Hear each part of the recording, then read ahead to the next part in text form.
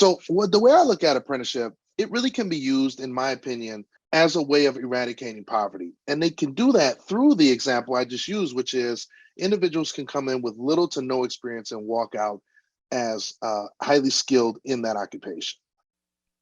Welcome to the Workology podcast, a podcast for the disruptive workplace leader. Join host Jessica Miller-Merrill, founder of Workology.com, as she sits down and gets to the bottom of trends, tools, and case studies for the business leader, HR, and recruiting professional who is tired of the status quo. Now here's Jessica with this episode of Workology. This episode of the Workology podcast is part of a podcast series powered by the Partnership on Inclusive Apprenticeships, or PIA. PIA is funded by the Department of Labor's Office of Disability Employment Policy, also known as ODEP. In November of 2020, ODEP launched PIA to ensure all apprenticeship programs are inclusive and accessible to people with disabilities.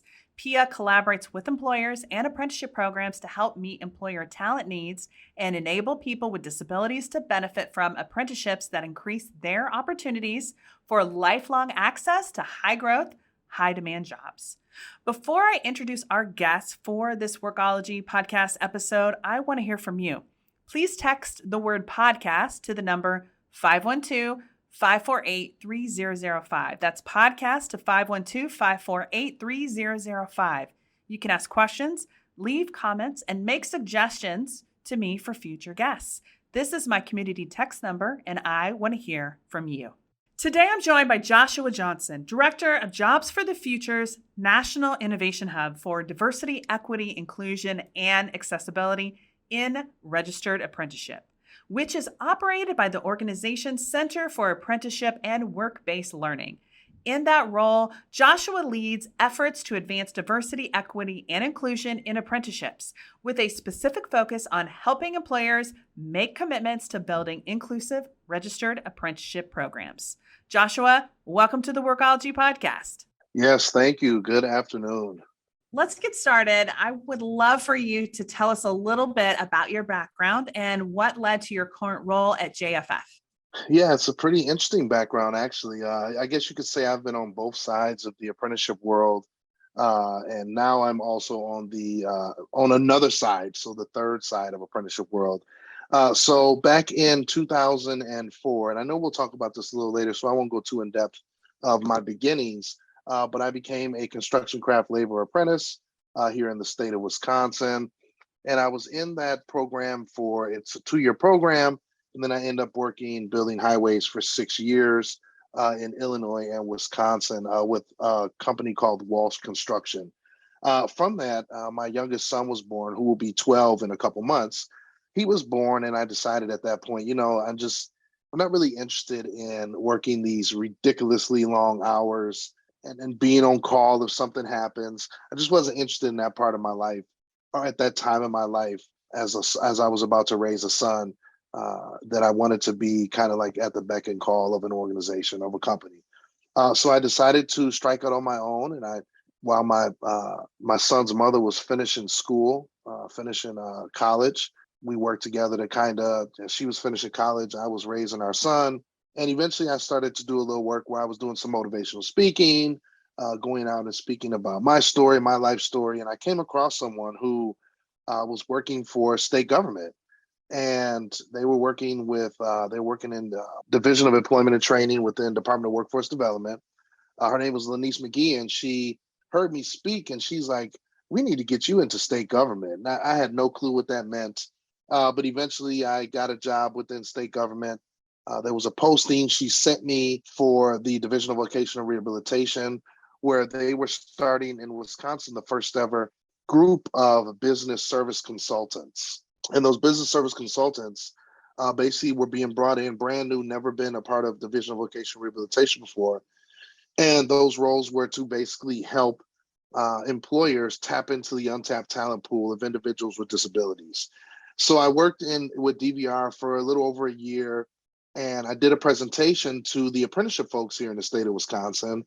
And the manager who saw me was like, "We have to get that guy." Her name was Kathy Wellington. And she there was a job posting that came up to join the apprenticeship team and a field rep, like a entry level role as a apprenticeship field representative. I applied for it, and then I became state director of the Wisconsin apprenticeship system in December of 2019. Went through the beginning part of the pandemic, and JFF they've been working together with DOL on this cooperative agreement. When they received the information that they were getting the cooperative agreement, they reached out to recruit me to join part of their team. And, I had some very pointed questions, like, am I going to have to relocate? Because I'm here in Wisconsin with my family, and I wasn't interested in relocating at that time. And those questions, the questions I had got answered to my liking. So I went through the process, and I was chosen to be now the director for the National Innovation Hub for Diversity, Equity, Inclusion, and Accessibility in Registered Apprenticeship with JFF. And we are one of the US DOL Registered Apprenticeship Technical Assistance Centers of Excellence. So that kind of brings me up. I know that's a really long answer, but that kind of brings you up from like when I was an apprentice to like now. And I always say the funny part of the story is I was the second choice to go work in Wisconsin apprenticeship. It's fascinating to me, your story and how you went through an apprenticeship program, started speaking, doing a lot of motivational speaking, and now full circle, here you are doing a lot of really interesting things to help support employers as well as employees too. So for listeners who might not be familiar with registered apprenticeships, can you explain how these differ from other forms of work training and how it's evolving in terms of the non-traditional sectors outside of the trades? Because when I think of apprenticeships, I think of plumbing or welding or something like that, but there's a lot more. So walk us through. Definitely. And before I start into it, it's funny that you say when you think of apprenticeship, you think of plumbing and welding. What's funny is those are occupations that's not even the industry. Most people are a little more broad, and they're like, I just think of construction. So it was great that you even identified two occupations within there that are part of apprenticeship. But as we think about it, I'm gonna answer the first part of your question first here. I always think about this comes from my former supervisor, who was here at JFF, Eric Sellers now, who always said in everything he talked about, this is not your grandfather's apprenticeship, right? So we talk about that. And we also talk about the gold standard, that apprenticeship is the gold standard in the workforce system. And I always say, and I don't know if anybody agrees with me because I just say it, but I truly believe this, like after being at different stages in the national apprenticeship system, there isn't a training program that exists within our workforce system where anyone and everyone, if they can come in with zero knowledge and zero experience, can walk out and be highly skilled, right? They may not be to the highly proficient, they're at a management level, but some people might. But you can come into apprenticeship like I did. They need individuals to be trained. They're going to give you the skill you need to be proficient in that role. And I think for me, when we think about other forms of work for training, like apprenticeship is giving you that ability that you come in with very low knowledge and you start and you're paid from day one, and you start your apprenticeship. And as you continue to gain knowledge, as well as theoretical knowledge and on-the-job training knowledge, as you go up that scale, your income goes up because there's a progressive wage scale associated with the Registered Apprenticeship Program. And I think lastly, right, I'm just hitting on the three top things that I see. The last one is when you do complete a registered apprenticeship, right, there's a national credential that follows you. And that credential says that you're proficient in this occupation. This is the apprenticeship that you served. And that credential can go anywhere nationally, and it's sometimes even internationally. So as we talk about and think about like how it evolves into non-traditional sectors, this is an area that was one of my biggest challenges as the former state director in Wisconsin, which was everybody always thought of the word apprenticeship as construction and manufacturing. And it was a huge challenge to get new industries to understand it from the perspective that no, apprenticeship is a training program. It's a training outline that your company can use to bring in talents, to bring in underrepresented talents, to bring in talent that you may have never engaged with before, get them into your company, scale them up through training, and then turn them into management, so on and so forth. So what I've seen is continued growth over the past 6 years in the sectors such as healthcare, IT, you see transportation, cybersecurity. There's currently a cybersecurity sprint going on right now with USDOL. But I see more and more non-traditional sectors understanding it and seeing how they can adopt it in. I think one of the biggest challenges that you will hear individuals say about registered apprenticeship, and that's because they automatically think of construction, is they automatically say, we're not a construction union. So you really have to meet with them and help them understand that their structure that they have in place already at their business, like how it can support apprenticeship. And I think that's been a large part definitely by JFF and many other industry intermediaries out there who've had these conversations, along with industry out there who've worked hand in hand with the construction unions or with the manufacturers, like to understand what it looks like for them and how they can implement that within their own organization. Thank you for sharing. I find the non-traditional evolution of registered apprenticeships really interesting, especially in the areas of clean energy. You mentioned IT, finance, and then also healthcare. So it's a growing field. Yes, it is, and it's one of those things where registered apprenticeship is like it's a way to train people, and like when you get employers to understand that from those non-traditional sectors, when you can get them away from thinking that it has to look like construction, you get them to really see the value of what it brings to the table and how they can utilize it. So I agree, it's fascinating in some of those other non-traditional sectors to see what has been built, because you really see total thinking outside the box of how they build those programs. And I will tell you, in all honesty, those non-traditional sectors are the ones that have created the biggest challenge for success, not in a bad way, in a good way, for the national system, because they forced the system to look at apprenticeship in a much different way, which allowed it to move out of its complacency that it's been in since the Fitzgerald Act at times in 1937. So I think it's that fresh face, right? It's like the new kid at the school. Everybody's wondering, there's this mystique about the new kid. And I think those new non-traditional sectors coming in, there was mystique around them, and they were able to help drive some very good change within the system. New can be better. It pushes us to be better. Definitely. So October is National Disability Employment Awareness Month, or NDEAM. Can you tell us a little bit about how disability fits into the DEIA approach at JFF? Definitely. So before I talk about that, I definitely have to tout NDEAM. Like when I worked for a Department of Division of Vocational Rehabilitations, I loved NDEAM. It was interesting because in Wisconsin, we had like stuff we do little shout outs. It'd be like recognizing employers, and I took it a step up with my director at the time, who's a good friend of mine, Leah Collins-Warchek. And I said, I want to hold an event. Like I want to really celebrate these employers who have hired individuals with disabilities and have helped them become successful. So I love NDEAM, and I love what it really stands for, like how we can help support definitely those employers, but more importantly, the employees, right, that are coming in to those opportunities within those employers.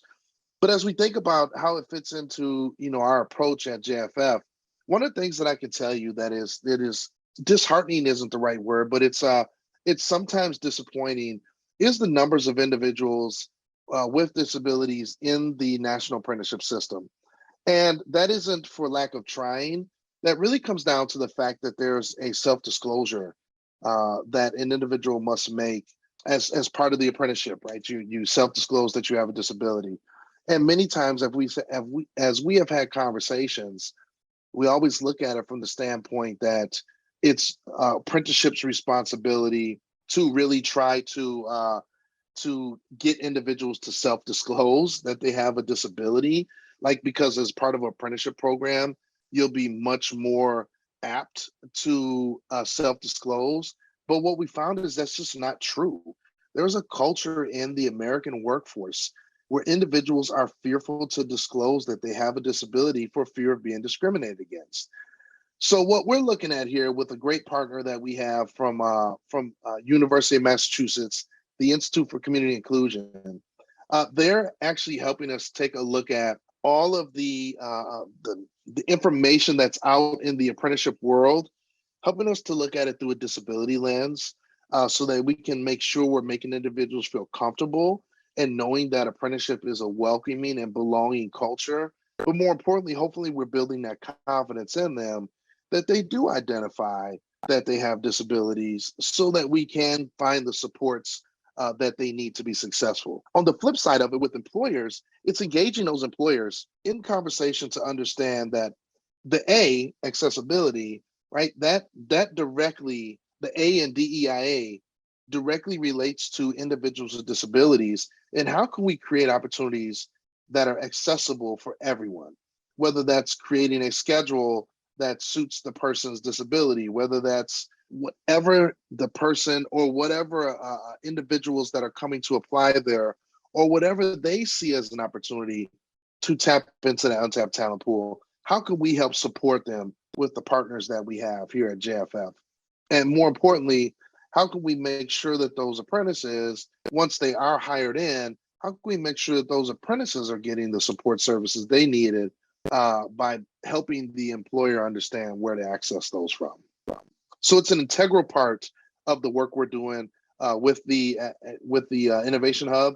It's an integral part to really understand that. But it is so frustrating to see the numbers so low because of the low amount of self-disclosure. I would say that's incredibly frustrating because I do know a number of career coaches and other experts in the industry that discourage employees from disclosing or candidates from disclosing because they feel like it's going to lead to discrimination. But really, it's hard to showcase the impact that programs like yours are making on a particular area like people with disabilities. Yeah, it's interesting. If you don't mind me to follow up to that, like when I worked at DVR here in Wisconsin, one of the things that I laid out there was, hey, DVR needs to engage with apprenticeship. All the folks that are in, these folks who are looking for careers, they're looking for opportunity. We should really engage them in apprenticeship and find ways to, their goals that they have, their career goals or their employment goals. Let's align those with apprenticeship opportunities that exist. And it was always interesting because then I had a VR counselor. One of the counselors, he said, Josh, I'm surprised that you're just now talking about this. He said, I always tell everyone that comes into my office about apprenticeship. Now, of course, I was like, really? I had to question that first, like, really, you do? Then we and him met one day and we sat down and looked over his caseload. He had like 10 of his consumers, his clients, they were registered apprentices. And it blew my mind at that point. And I said, you know what, Larry, you are 100% correct. There is no reason that I should just now be talking about it here with Evoke Rehab when you've been doing it for years. And these individuals working in construction, they had disabilities and they're working in construction, whether if they had an intellectual disability, they were working just great in construction. In fact, one of them was an iron worker building bridges in Milwaukee during one of the road projects. So it's one of those things where they exist. I guarantee that the numbers of individual disabilities is, I'd say, 10 to 15 times what we see, what is being like, what is actually being recorded. But we will never be able to really tell that story until we can get past the self-disclosure part and help individuals understand it's okay to disclose their disability. And that's what we're doing here. I would encourage employers, HR leaders to let friends, family, colleagues, because people do look to us as HR leaders and ask questions about careers and jobs, to encourage individuals to disclose for the very reasons that Joshua is mentioning. We can't really measure the impact of the work that we're doing if we don't have the data and metrics behind the work that we're doing. Another thing I wanted to touch on was on the employer side. So share with us maybe what employers need to know about the benefits of apprenticeship as a tool for obtaining talent. And kind of to expand on that, what could our HR folks say to their C-suite colleagues to maybe pique their interest in using registered apprenticeship programs as a talent pipeline? I've always, in conversations that I've had with employers, we always talk about the fact that obtaining talent in this day and age is very, very, very hard. Obviously, with historic low unemployment rates, right? You're looking for talent, and you typically, as an employer, you look for talent in the exact same place you've looked for it for the years since your company went through inception. And what I advise employers to think about now is, how can you look at that differently? And what I mean by that is, as an organization, you're typically trying to obtain talent, whether it's through the day labor market, whether it's through temp agencies, but you've never really thought about the organization as you are set up on how you can support bringing in a registered apprenticeship program.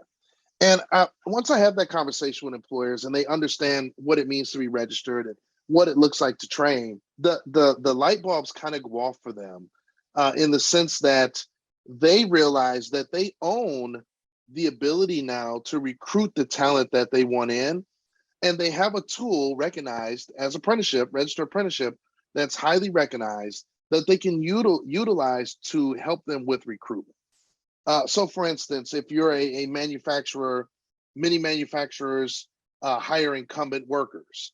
And there's other employers as well, but manufacturers definitely one. Typically, they want to see if you're going to make it at the company, if you're going to show up on time, right? If you're going to show up at all, if we want to really get down to the bare roots of it. And you go there and you work for 6 to 9 months, and they'll post the registered apprenticeship opportunity that exists internally first, and then individuals internally will then compete, or they'll apply and compete for that opportunity internally, and they hire internally. Very rarely does it ever go outside of internal to external, unless there's just that major need or they couldn't find the talent inside. So when I talk to employers, I use that example and let them know, this is the opportunity for you when you're doing your career fairs or when you're doing your recruiting, that when you're talking to individuals, you're not selling them a job. I need you to come work here doing this, making this widget for this amount of dollars an hour. You can actually use apprenticeship as a tool for recruitment into a career pathway. Now, many employers don't see that because they think about apprenticeship as a monolith, which means, like me, I was a construction craft laborer, right? So theoretically, in the apprenticeship world, I should be a construction craft laborer for the rest of my life. I should retire as a construction craft laborer. I should not do anything else. Well, we know that's not true because I'm on the call here with you all now, but that's the mentality that we have to continue to change. And when I share that with employers and talk about how they can utilize apprenticeship to recruit into a career pathway, it really opens their mind up to much more deeper thinking than they've ever had before, because they didn't think about it like that. They thought of it as, we're getting people in, we're going to put them through this program. And especially when I talk about you're recruiting for underrepresented or underserved communities, what better ways to create diversity and inclusion at your place of employment than when you meet with individuals, say, we have this career pathway already planned out for you. This is guaranteed. If you come in at this role and you do good, you're going to go into this, right? But that doesn't mean that's where it stops. We can also then branch you over into here. You can go into management, so on and so forth. So it's really helping employers understand how to use it for much more than just a training model, but really how to obtain talent in a very, very aggressive job market. People don't want to come work for employers that they're just going to be a number. They want to come work for employers that they know care about them. And as we think about the HR folks, one of the things I always say is my goal as state director and now as the national director with JFF, my goal is to help our employers compete locally, nationally, and globally. And the only way that you can do that is to create a diverse pipeline into your organization. You need to have that diversity. And many times people only think of diversity as race, right? That's another thing that we have to continue to dispel, is diversity comes in many different flavors. It's not just race. So when you're thinking about creating those, using registered apprenticeship to create that diverse pipeline, you start to think about what you get into your organization that's going to constantly help you stay on the cutting edge in your industry. So for the C-suite colleagues, who many of them are looking down, they're looking at the books, they're looking at profit and losses. Look at apprenticeship as one of those things that's going to help increase profit, because it's going to bring in bottom line money, but then it's also going to bring in morale. It's going to bring in this culture within your organization that you are an organization that's dedicated to helping develop everyone that wants to be developed inside that organization. Thank you for sharing. I think this conversation is so important. And HR leaders, executive leaders need to be thinking about how to fill that talent funnel consistently. And apprenticeships are such a great way to help make that happen. Agreed. Let's take a reset, shall we? This is Jessica Miller Merrill, and you're listening to the Workology podcast. And today, on this episode, we are talking with Joshua Johnson. He's the Director of Jobs for the Futures National Innovation Hub for Diversity, Equity, Inclusion, and Accessibility in Registered Apprenticeship. This podcast is part of a podcast series powered by the Partnership on Inclusive Apprenticeship, or PIA. I do want to hear from you. Shoot me a text. Text the word podcast to 512-548-3005. You can ask me questions, leave comments, and make suggestions for future guests. This is my community text number, and I want to hear from you. This episode of the Workology podcast is part of a new podcast series powered by the Partnership on Inclusive Apprenticeship, or PIA. PIA is funded by the U.S. Department of Labor's Office of Disability Employment Policy, ODEP. ODEP launched PIA to ensure all apprenticeship programs are inclusive and accessible to people with disabilities. PIA collaborates with employers and apprenticeship programs to help meet employer talent needs and enable people with disabilities to benefit from apprenticeships that increase their opportunities for lifelong access to high-growth, high-demand jobs. Thank you for all that, really. I wanted to make sure we're going to link to some additional resources in the show notes of this podcast, particularly in one area, which is the DEIA program framework. So I wanted you to give us some highlights from JFF's recently launched DEIA program framework, if you will. Yeah, we're really excited about this work as it was released. Because of Registered Apprenticeship, we talk about the high quality job training that it provides and how it can be a springboard to family supporting jobs. So many hold that assumption because of those two qualities that these programs alone are enough to diversify the workforce and improve equity, inclusion, accessibility. But the unfortunate reality is that the RA system largely mirrors the patterns of inequality in the broader workforce through representation, wages, retention, and the other measures of inclusion along the lines of race, ethnicity, gender, and ability. The JFF's program design framework for DEIA in Registered Apprenticeship offers some field-informed program design elements and considerations that move beyond simply enrolling diverse participants into a program. We have to get away from this idea that we can just enroll people in it and we're going to be successful.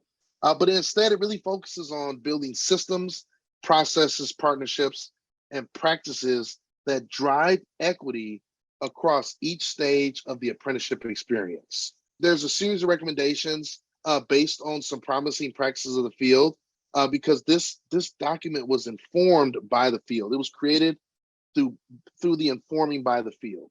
So some of the things that we look at here is employer readiness. When we talk about employers being ready to take on an apprenticeship, I always talk to employers when I have a conversation. One of the biggest things I say is when you want to talk about creating a diverse workforce, which then will hopefully lead to a diverse apprenticeship workforce, take a look in your C-suite. Take a look at your board of directors. Is it all the same looking people on those board of directors in your C-suite, in your management positions? Or do you have diversity there? And if you do have diversity, do you have true diversity, or do you have diversity just so in the public eye you look like a diverse company? So when we talk about employer readiness, that's one of the biggest things we think about is representation. You have to have the representation in place. Otherwise, how are you going to attract individuals to come into your organization? And it's not just saying we're all about DEI, but making a clear commitment to it with internal and external stakeholders. And that's through activities that are ongoing within your organization, as well as well-defined policies that'll drive the equity across the organization. Another way is establish those DEI goals and clearly articulate the value of DEI to the organization. So when I think about employers, that's the focus that I have is, what is your commitment? Are you truly all on board, or is this just to look good in the public eye that we have this? There were other topics that were definitely identified within there around recruitment, accessible and representative instruction, quality mentorship. We talk about retention services, definitely identifying and partnering with workforce boards, CBOs, to get access to those retention services for the workers. And we think about, for those of you who are listening to this podcast, the broader definition in the workforce of WIOA. How can you get folks engaged so that they can receive the supportive services they need to be successful? Also looking at livable wages and advancement opportunities, utilizing apprenticeship in a way that you are giving individuals the ability to come in at a low wage, but then continue to move up, and even after the apprenticeship, to move on and advance within your organization. Equitable data practices, and participant voice and a culture of belonging.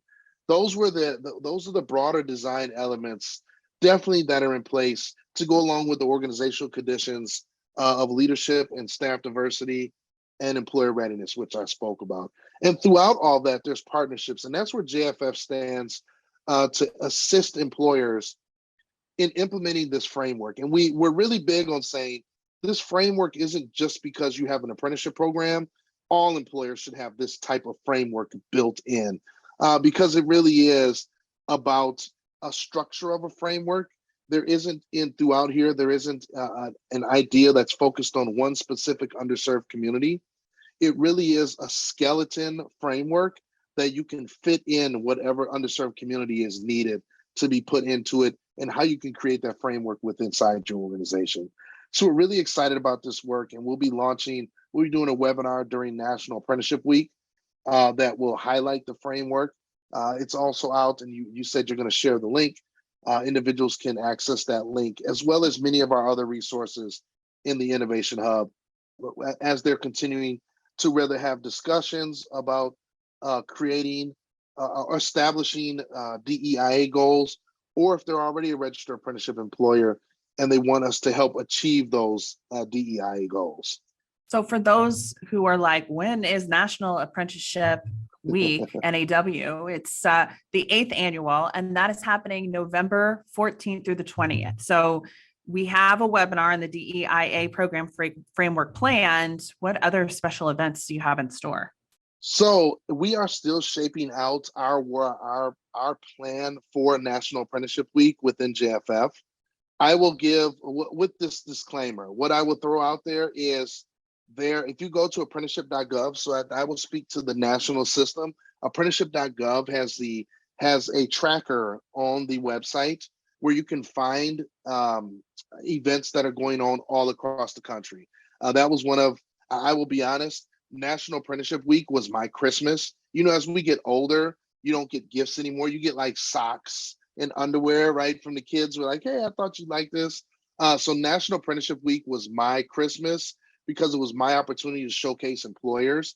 Same thing here at JFF is we'll be looking at showcasing not only the products we've designed, but our partners who are working together to create success in the national system, but also elevate those promising practices and really support the work that's being done within the national system. So I know that our partners have a few events going on that week. I know that our partner, Apprenticeship Carolina, is one of our partners, and they have a few in-person events planned, which I'm sure will be on the apprenticeship.gov website. Apprentice School at Newport News has some social media stuff planned that they'll be getting information out on apprenticeship. The Center for Minority Serving Institutions, they'll be doing a series of events to talk about their newly released report on minority serving institutions and apprenticeship. So be some things going on. I don't want it to be like I'm being top secret, but we have some stuff that's cooking. It's on the simmer button right now, but over the next, I'd say 2 or 3 weeks, we'll be turning that heat up to medium heat so we can start boiling it. So please follow us for those of you out there, follow us on all of the social media channels to see more information about what we're doing for National Apprenticeship Week at JFF. Apprenticeship.gov is the home base to find out all the things. Last question for you. What is your top of the list advice for employers who want to start an apprenticeship program? Well, I'll start it by saying it's actually not the top of the list advice. It's a question. What have you been waiting on? We always have employers who come to us and said, the best time to start an apprenticeship program was 5 years ago, but the second best time is now. And any advice that I would give to an employer is, number one, look across your workforce. Do you have an aging workforce? Do you have a workforce that is not diverse? Utilize apprenticeship to change those dynamics within your workforce. Do you have a workforce that, with proper training or with recognized training at the state and national level, that can help your business go to the next level, that can improve productivity, that can improve your revenue? If the answer is yes, that you have that workforce who's ready to do that, then investigating and looking into apprenticeship program definitely is right up your alley. I would say the second part of that advice would be, please don't be scared off by conversations you've heard or rumors that you've heard about the apprenticeship system being very hard to navigate. The national system has come a very long way in the 10 years that I've been a part of the national system to really get more streamlined and focused on helping employers engage and get started immediately. Gone are the times where it takes an employer due to the state or federal government. Gone are those times where it's going to take a year for a program to build. If it takes that long, it's because the employer is taking that long. It's no longer because of state and federal government. So my suggestion is, reach out to us as you're thinking about building and registered apprenticeship program with equity at the center, and we can connect you. There are programs within JFF. There are projects within JFF that register apprenticeship programs. But more importantly, don't believe the hype around apprenticeships being hard to access for employers. They are not. They are very easy. Actually, very proud to see the industry recognized apprenticeship program was finally put to rest the other day, where that was a system that was created that was supposed to be easier and better and a parallel system to the national system. But please don't be afraid and think that it's going to be hard to start a program. So those are the top two things. Look at your workforce. That's my advice. Look at your workforce. Can your workforce benefit from a high quality training program? Could it help you recruit more diverse talent into your workforce? Could it allow your workforce, your current entry-level workforce, to grow within your organization into leadership roles? And then secondly, don't listen to all the hype that apprenticeship is hard to access for employers, because it's not.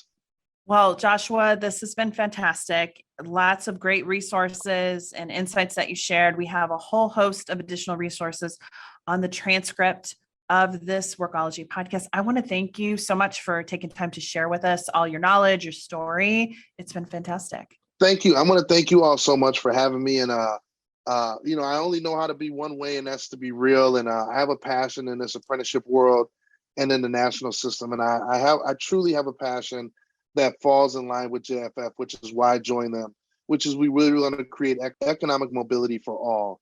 And we believe that apprenticeship is just one way, but such an impactful way to create that economic mobility, giving individuals the opportunity to come in, as I talked about, with little to no experience and walk out highly skilled in the occupation. What better way, as we talk about getting folks not only to the middle class, but getting to the upper class? And what better way that we talk about addressing those systemic barriers of disenfranchisement for underserved communities than to utilize the registered apprenticeship model and the structure, and especially when we focus on individual disabilities, who many times folks want to put a tag on individuals' disabilities and say that they're different, but we are all 100% the exact same.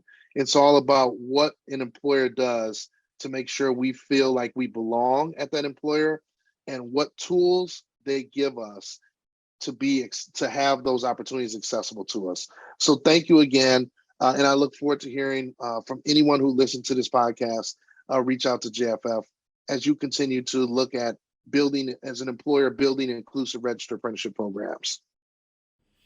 Apprenticeships are such an amazing way to grow the talent pool for your company and your industry. You might not know this, but JFF even has an HR apprenticeship program. It's a fabulous way to gain experience, get insights, and put these into practice as a soon-to-be HR leader. You're an HR apprentice. How cool is that?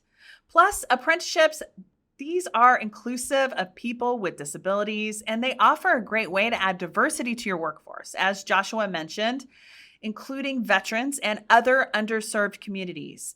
These individuals experience greater levels of disability. I appreciate Joshua sharing his experience with us today on the Workology podcast, and thanks to PIA and our Workology podcast sponsor, Ace the HR Exam and Upskill HR. Before you go, I want to hear from you. Shoot me a text. Text the word podcast to 512-548-3005. Ask me questions, leave comments, and make suggestions. This is my community text number, and I want to hear from you.